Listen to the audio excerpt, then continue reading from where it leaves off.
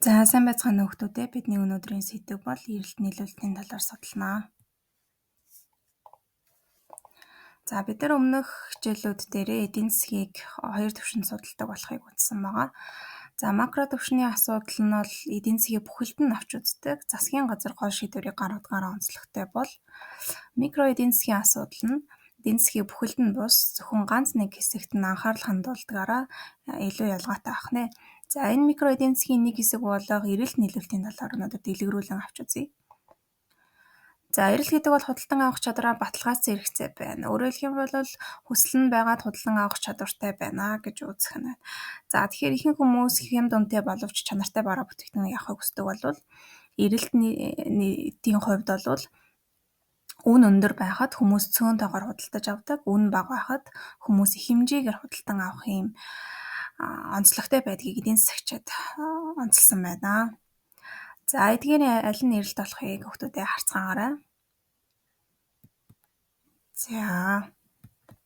За эрэлтэд нөлөөлөх хүчин зүйлийг ерөнхийд нь хоёр ангилан авч үздэг. Үнийн хүчин зүйл, үнийн бус хүчин зүйл гэдэг. Үнээс хамаарахгүйгээр нөлөөлдөг маш олон хүчин зүйлүүд бий. Тухайлбал худалдан авагчдын тоо зэрэг нь бол эрэлтэд нөлөөлөх нэ. За эрэлтийн хуулийг энд харуулсан байна. Эрэлтийн хуулийг гаргаж ирэхэд гол нөлөөлөгч зүйл нь бол үн тоо хэмжээ гэсэн хоёр зүйл байдаг. Тэгэхээр үн тоо хэмжээний урвуу хамаарлыг л эрэлтийн хууль гэж үздэг. Урвуу гэдэг нь үн бага байхад эрэлтийн тоо хэмжээ өндөр байна. Үн өндөр байхад эрэлтийн тоо хэмжээ бага байна гэж ингэж үздэг байна. За тэгвэл нийлүүлэлтийг пүүс компаниуд хийдэг. Тэгэхээр нийлүүлэлтийн хувьд бол бас нийлүүлэх хүсэл эрмэлзэлтэй. За мөн үйлдвэрлэх тоо хэмжээ байдгаараа ялгаатай ахна. За аль компани нийлүүлэх болохыг хүүхдүүдэд харцгаагаарай. За нийлүүлэлтийн мөрийн үн тоо хэмжээний мөн хамаарлыг нийлүүлэлтийн мөрөө гэж ингэж авч үздэг. За үн нийлүүлж байгаа барааны тоо хэмжээ хооронд шууд харилцан уялдаа холбоотой буюу шууд хамааралтай байгааг нийлүүлэлтийн хууль гэж нэрлэх нэ. За мөн нийлүүлэлтэд нөлөөлөх хүчин зүйлийг авч үзвэл үнийн болон үнийн бус хүчин зүйлүүд бас нөлөөлнө. За үнийн бус хүчин зүйлүүдийн нэгт бол технологийн дэвшил, төрөөс явуулж байгаа бодлого зэрэг бол нэлээд нөлөөлдөг бахнэ. За энд хэрхэн нөлөөлдөг вэ гэдэг нь харагдчихээн. Тухайн эдийн засгийн нөөцийн үн өсөх юм байх юм бол үн доктортой байхад бараа бүтээгдэхүүнд хэрэглэгддэг ямар нэгэн нөөцийн үн буурвал үйлдвэрлэлийн зардлыг бууруулж ингэ нийлүүлэлт өсдөг бахнэ.